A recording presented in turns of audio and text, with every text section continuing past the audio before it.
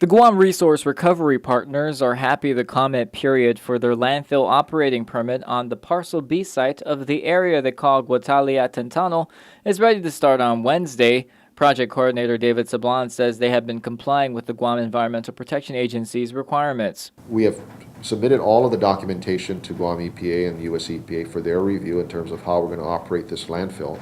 And so we've met all of those requirements. And so now they've issued the notice to the public that they intend to issue the final permit to us for a solid waste landfill operation. Sablan mentions all comments gathered at the end of the 45-day comment period will be noted and incorporated where it makes sense.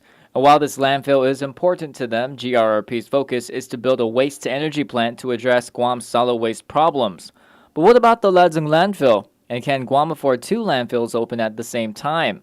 Sablan says there is an opportunity to work as a team with the local government, and that means they are still set on taking over Ladzong. The way that we are intending to do this, and we've brought this to the attention of the governor already, and it's going to be up to him now to make the decision, is that we would take over the Ladzong landfill, incorporate the cost of that into the bond that we're looking to put on the market to build the waste to energy, and then we would use the Ladzong landfill to deposit the ash once we burn the trash.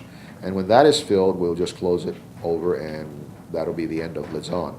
And then we will then move the ash to the Atantano landfill area. Guam EPA spokeswoman Tammy Jo Anderson Taft says what people need to know is that the federal and local laws govern the set structure of any permit process, and she highly encourages the community to speak their minds about this project. We really want the public to be aware of what is included in the permit, because once the review process is over for the permit, if we get comments that have valid concerns and they bring up good issues, we'll sit down and look at the permit again and take those comments into consideration and figure out how to make this a win-win for everyone. Taft notes once the 45-day comment period is over, the operating permit issuance could take longer depending on the validity of comments, but it is ultimately up to the GIPA administrator.